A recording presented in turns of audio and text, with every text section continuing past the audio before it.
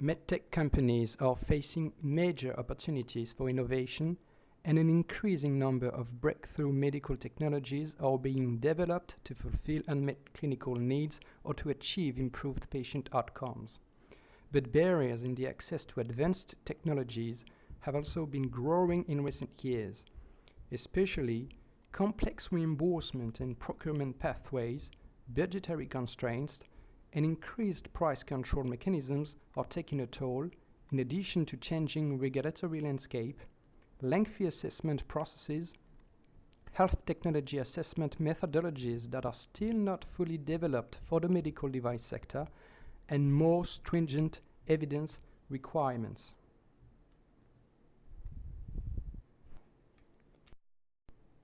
The reimbursement approval process in European countries is often considered more complex than that in the United States due to its increasing focus on evidence-based reimbursement decisions and cost containment policies based on factors that have little to do with how well or how safely a device performs its intended task. Consequently, reimbursement access has become the focus of many device makers' attention. After obtaining the CE mark in Europe, which is the demonstration of safety and performance of a medical device, plus the benefit-risk balance in the indication envisioned by the manufacturer, manufacturers faced fragmentation in reimbursement scenarios across Europe, as well as within countries. For example, reimbursement access is subdivided by regions in Wales and Northern Ireland within the UK, or by 21 regions in Italy, or by 17 distinct regions in Spain, with a large difference in cost structures. HTA, Health Technology Assessment, is playing an increasing role in determining which medical technologies are made available to patients throughout Europe. Regulatory authorities have a formal role defined in law to determine whether a medical device is safe, effective, and of high quality. However, health technology assessment agencies, such as CNEDIM-TS in France, the NICE in the UK, and IQWiG in Germany, focus on evaluating whether a health technology offers value for money, and are becoming increasingly dominant as the final gatekeepers in determining which technologies are and are not used in routine patient care. Access to many European markets is controlled or influenced by health technology assessment agencies whose decisions depend heavily on value arguments, informed by evidence on relative benefits compared with existing standards of care and economic modeling. While the regulatory decisions to approve or not is based on a scientific judgment, the HTA decision, which fundamentally results in a technology either being reimbursed or not, is a value judgment, albeit based on scientific evidence. Apprehending the setting in which the new device will be used is key when assessing the best pathway for reimbursement of the device by the national health insurance system across Europe.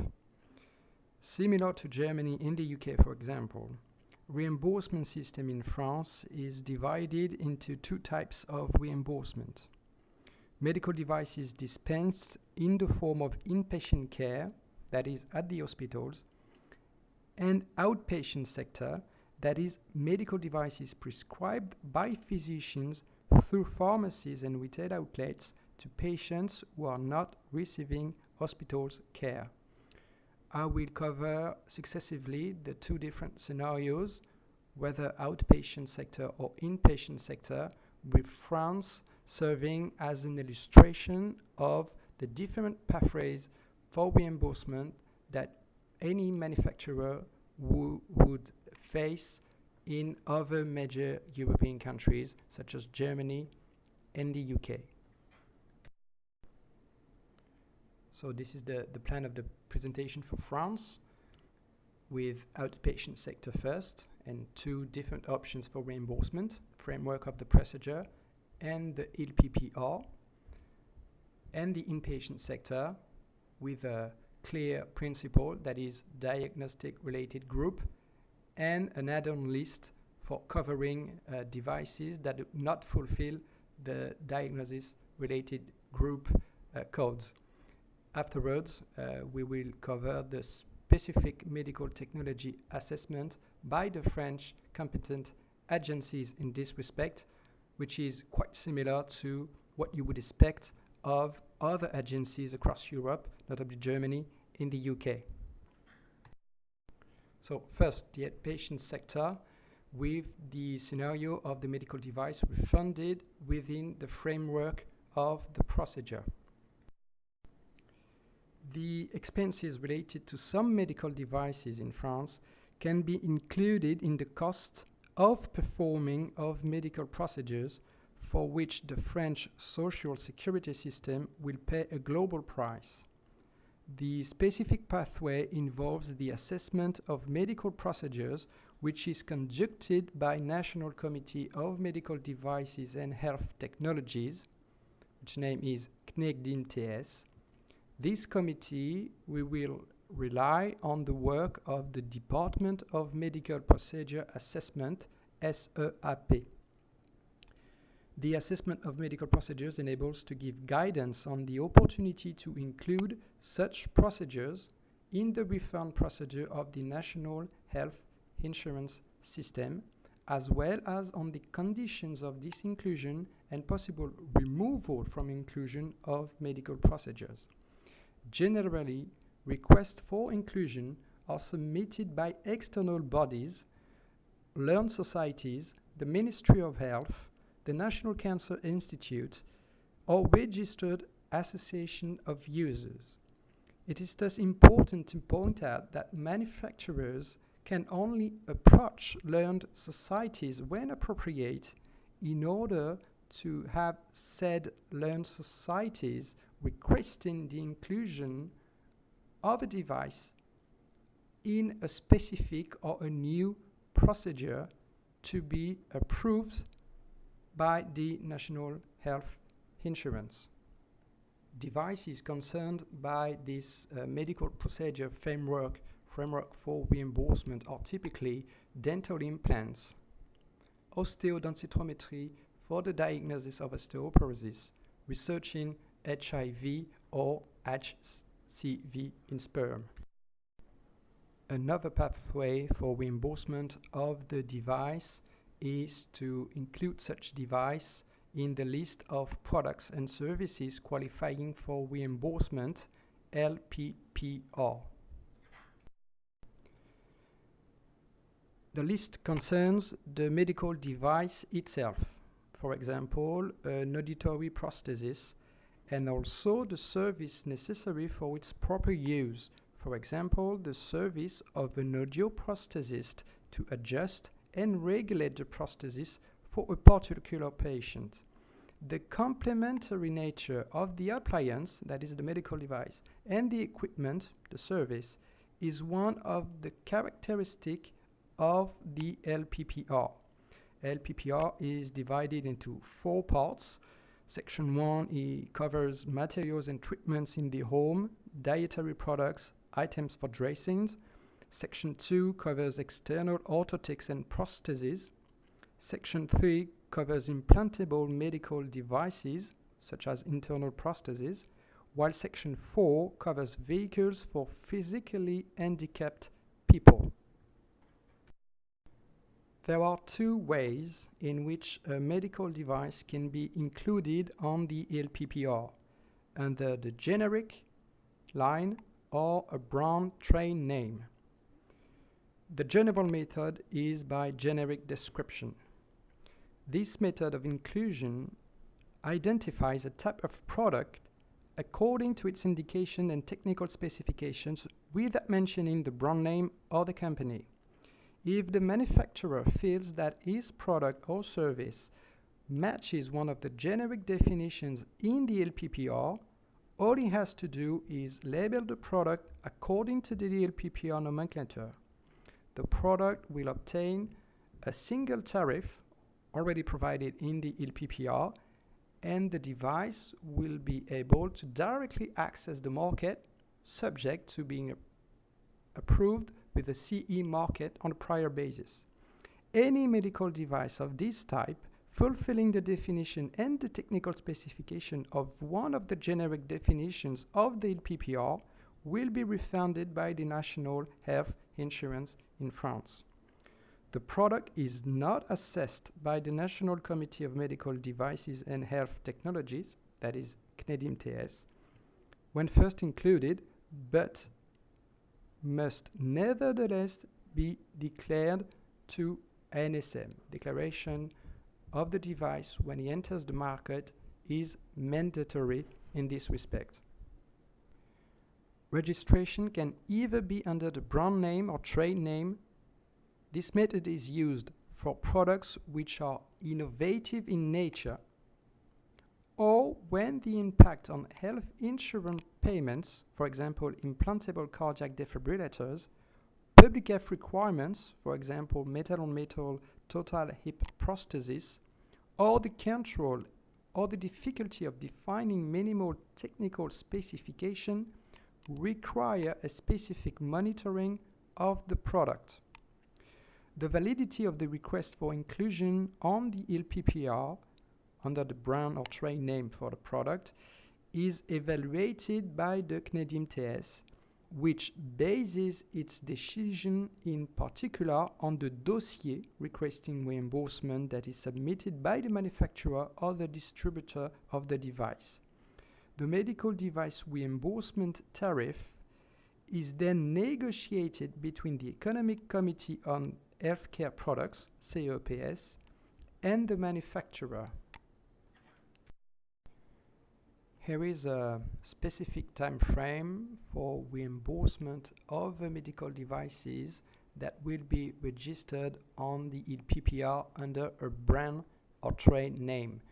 You can anticipate 3 to 6 months for the clinical evaluation of the device by CNEDIMTS, possibly a medical economic evaluation of the medical device by CESP only for clinical added value rated 1 to 3 on a scale of up to 5 points. You can add up around 12 months for the economical evaluation of the device by CEPS, which comprises the price negotiation and the reimbursement tariff decision, and the publication of reimbursement tariff in the Journal Official can take 1 to 2 months. So that is an overall period of 24 months to obtain registration of the product on the ILPPR under a brand name. So I will cover quite briefly the different agencies having a role in the registration of the product under a brand name. First of all, you have the CNEDIMTS, which will evaluate the product based on clinical studies to assess whether or not the expected service attendu in French, is sufficient or not for the product. CNEDIMTS can also require post-registration studies on first inclusion. These specific requirements for studies can enable questions that were unanswered at the time of the assessment by CNEDIMTS to be answered. These questions may concern a need for additional clinical data, an estimate of the clinical safety of the devices under actual conditions of use, if there were any doubts at the moment of the assessment of the product, a knowledge of the terms of use, and verification that, in the opinion of CNEDIMTS, these are appropriate to those specified, and post-registration studies can also be required when a need for health economic data is anticipated. In addition to the opinion to be issued by CNEDIMTS on the clinical evaluation of the product, CESP can also require an efficacy appraisal named avis d'efficience in French, to be issued by said agency only when the medical device claims a high clinical added value, amélioration du service attendu in French.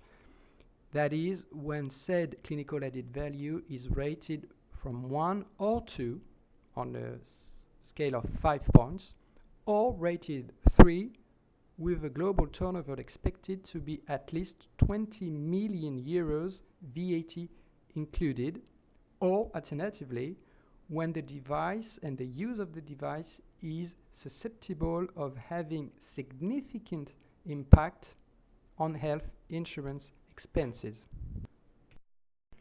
Afterwards, when CNEDIM TS has issued its opinion confirming that there are sufficient expected service and has pronounced itself on the clinical added value, amélioration du service attendu of the product, the manufacturer will then negotiate the reimbursement tariff with CEPS, as well as the rebates to be paid annually in case of risk sharing or price volumes agreements. Possible post-registration studies required by CNEDIM TS, in its opinion, will also be listed in this agreement to be negotiated with CEPS. We will cover later on the specific health technology assessment required by the French agencies, but basically you can point out that the tariff level granted on the product will be directly depending on the level of clinical added value as evaluated by CNEDIM TS, as well as prices granted in Europe depending on the level of clinical added value and the medico-economic model when available.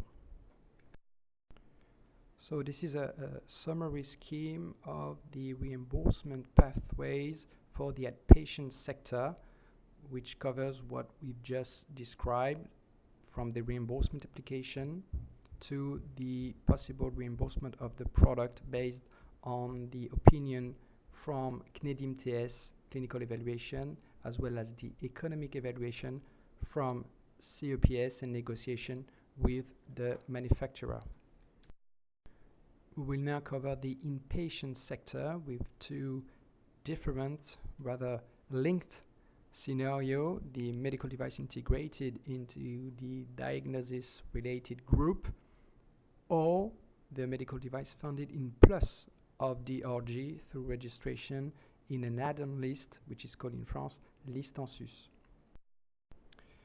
France, Germany and the UK have prospective payment systems, similar to what is known in the United States as diagnosis-related groups applicable to medical devices. Which means that payers pay for clinical intervention, including all required device products. DRG system is seen in these countries as a good system to distribute healthcare funds, which supports efficiency gains and has the ability to introduce innovations. In the case of breakthrough technologies, there are thus economic barriers such as temporary short-term approval conditions and eventual incorporation into diagnosis-related groups coding systems. These challenges build numerous uncertainties in the process and restrain a product's growth potential. Highly innovative devices must demonstrate strong long-term clinical evidence, which leads to a longer regulatory process. More critically, market access for these novel devices depends on the fundamental roadblock of a lack of pre-existing reimbursement mechanisms, that is codes, coverage and payment rates.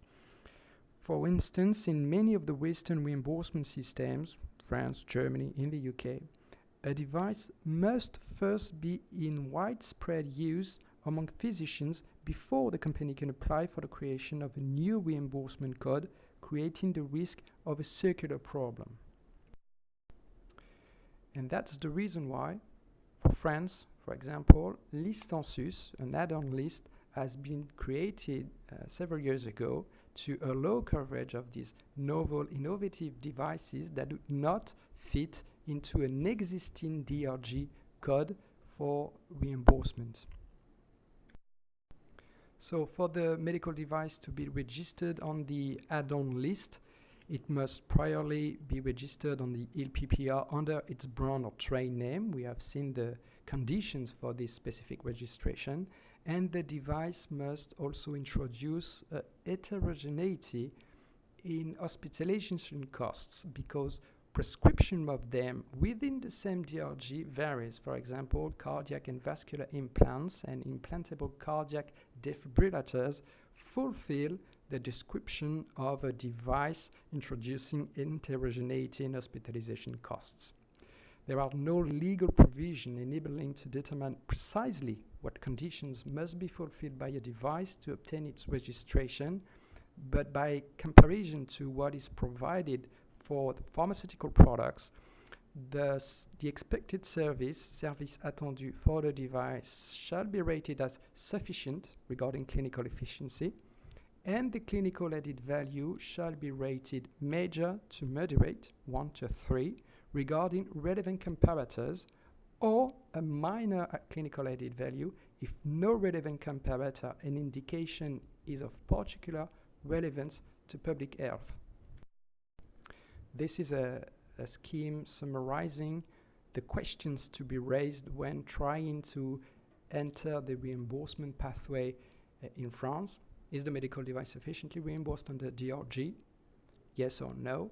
If no, you will have to go through the LPPR registration, that is a health technology assessment from Canadian TS, a price negotiation with CAPS regarding reimbursement tariff, and possibly limit of sale price and coverage under add-on list decided by Ministry of Health.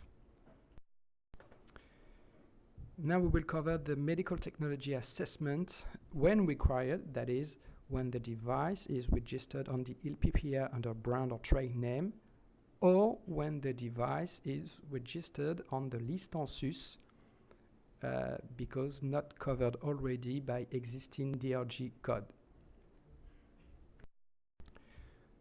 The health technology agencies will ask themselves two questions. First question is, should the medical device be reimbursed?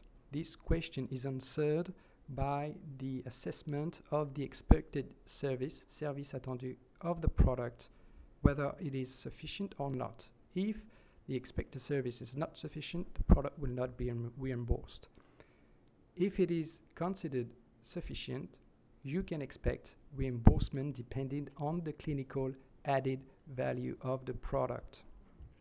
Please note that the assessment of the expected service is done for each indication claimed by the manufacturer and, when appropriate, per group of population.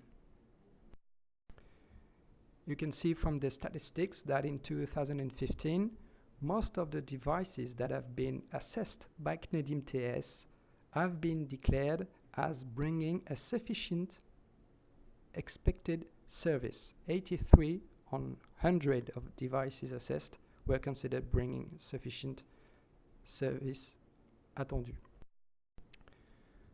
Now, the added clinical value, amélioration du service attendu.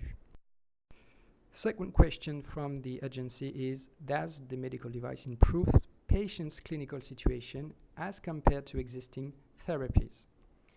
Clinical added value are rated from 1, which is a major clinical added value, to 5, no clinical value. Clinical added value will be assessed based on clinical improvement of the device in comparison with comparable product considered to be current gold standard, whether or not this gold standard is reimbursed. The Canadian TS will take into account clinical criteria such as mortality, morbidity, quality of life, convenience of use, or clinical benefits to patients. Please note that ASA, or clinical added value, being defined versus a comparator, the level of clinical added value granted for the product will directly impact the price decision for the device versus the price of the comparator.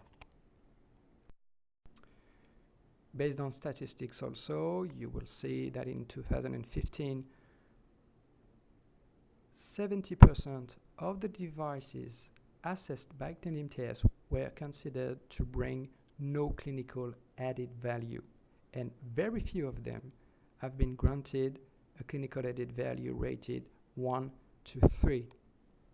That is a major illustration of how the health technology agencies in France, but again across Europe, are assessing the devices. So to sum it up, CNIDM-TS is a specialist committee of HAS which gives a guidance on the request for inclusion or renewal of inclusion of medical devices on LPPR, which is required for reimbursement, and the inclusion of LPPR is for 5 years in a specific indication.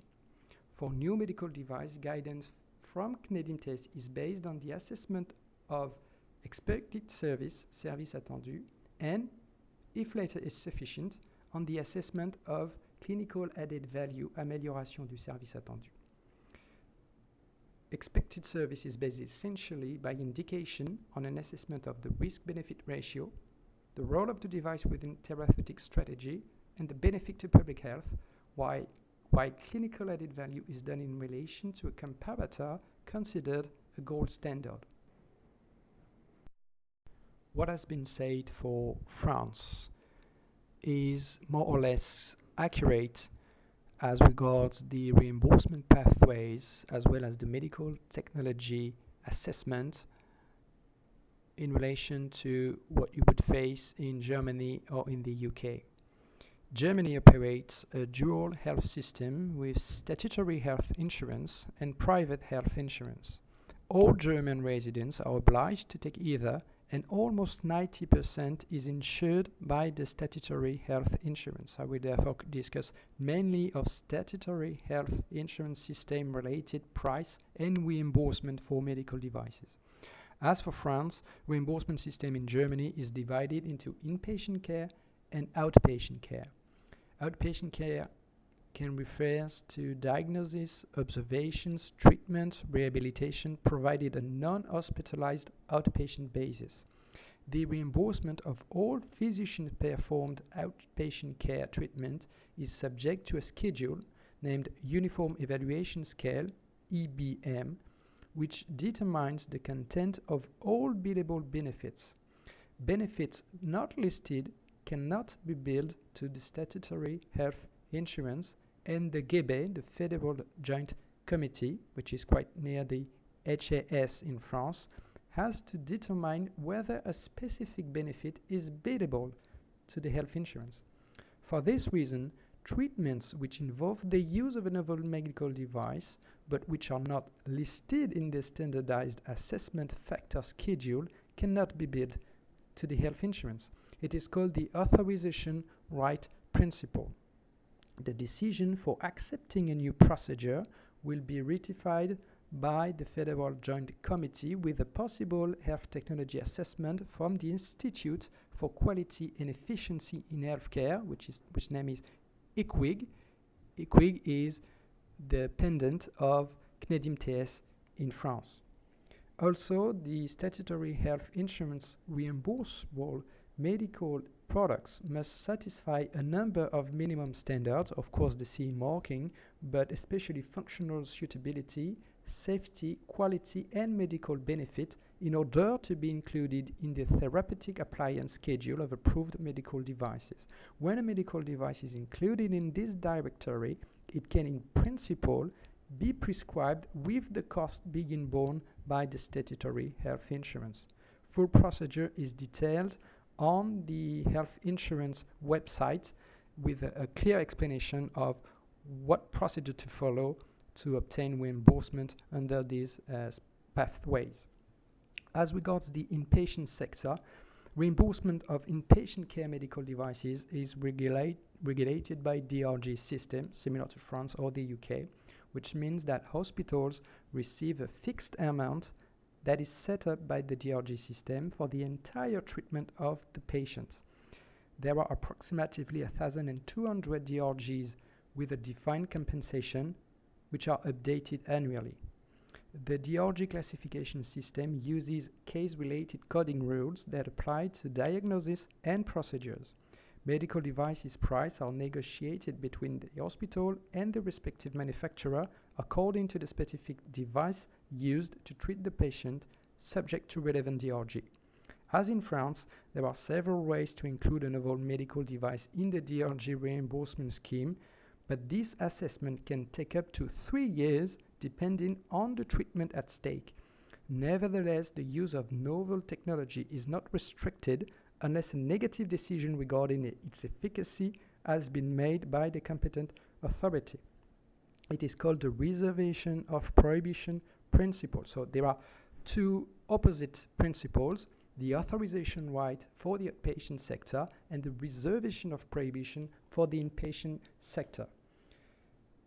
Whatever the setting in which the device will be used, the assessment from the Federal Joint Committee is key.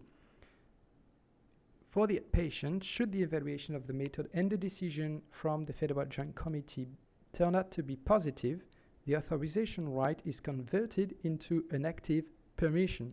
Result is the inclusion of the device in the catalog and the reimbursement of the cost associated medical device by the health insurance.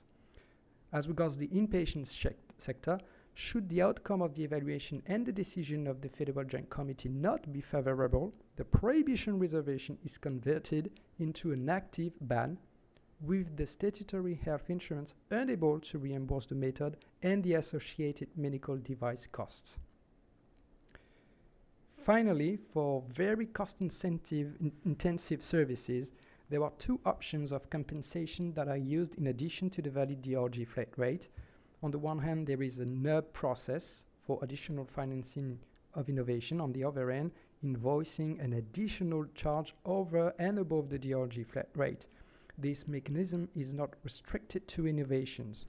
Hospital and medical societies can apply for the implementation of such additional charge. As regards the NUB, the new method of treatment and screening reimbursement, hospital can file electronic request once a year to inquire whether the conditions for negotiations have been set for hospital-specific temporary extra-budgetary payments. At some point in the future, INEC, that is the specific agency to receive these requests, will integrate the corresponding procedure into the DRG system. It should be noted that INEC makes no decision on the actual amount of the on-top payment. This is directly negotiated between the successful hospital applicants and the statutory health insurance. However, NUB requires bilateral negotiations between each hospital and the local sickness funds. The NUB procedures, from the time being, proves very often unsuccessful for absence of innovative nature or because the device has been included meantime in an existing DRG.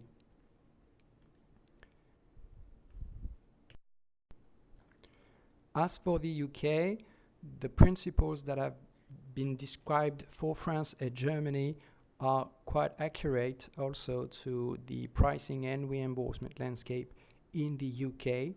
I would like to focus on two new specific mechanisms implemented in the UK.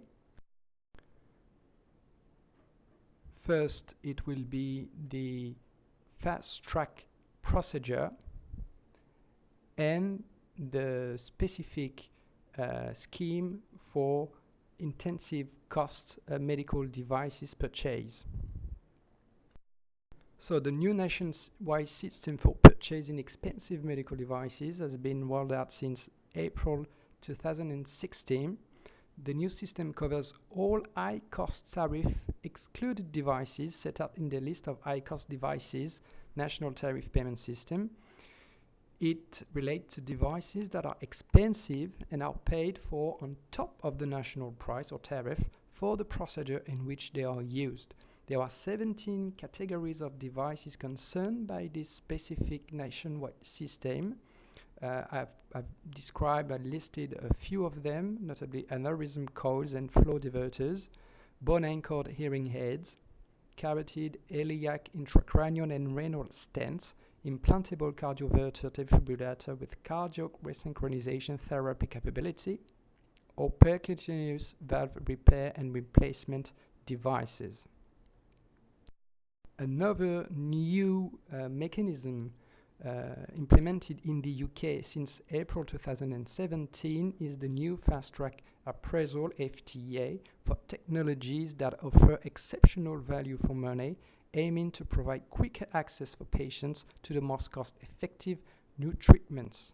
There are several criteria to be met for the device to be included or to benefit this Fast Track Appraisal. It is most of the time base case incremental cost effectiveness below a certain threshold of £10,000 per quality adjusted life year, QALY. Or alternatively, a cost comparison case can be made that shows that it is likely for the product to provide similar or greater health benefits at similar or lower cost than technologies already recommended in technology appraisal guidance for the same indication. This specific condition to benefit the fast track appraisal is clearly similar to the way the healthcare agencies in France notably will assess the product based on the clinical added value of the device. If a positive recommendation is made through the FTA process, the NHS England, which is the Health Insurance Fund, have committed to providing funding for the technologies within 30 days of guidance publication. So, key takeaways of the webinar is that applicable reimbursement mechanisms depend, first of all, on the setting in which the device is to be used, whether it will be inpatient care, hospitals, or outpatient care at the physician's office or at patients' homes. Second takeaway is that obtaining reimbursement by utilizing existing reimbursement mechanisms is very different from obtaining reimbursement by developing new reimbursement mechanism to suit your device, whether it is linked to a new procedure, whether it is linked to implementation of list en sus or NUB mechanism to complement the absence of existing D or G code that may include your device. And the third takeaway is that reimbursement strategy shall then be taken into account since clinical development based on what are the current gold standards and what is the possible expectation of the healthcare agency in comparison to the clinical evaluation of your product and the clinical added value you will have to demonstrate for your product to obtain reimbursement and an appropriate price to enter the market. Thank you very much for your attention.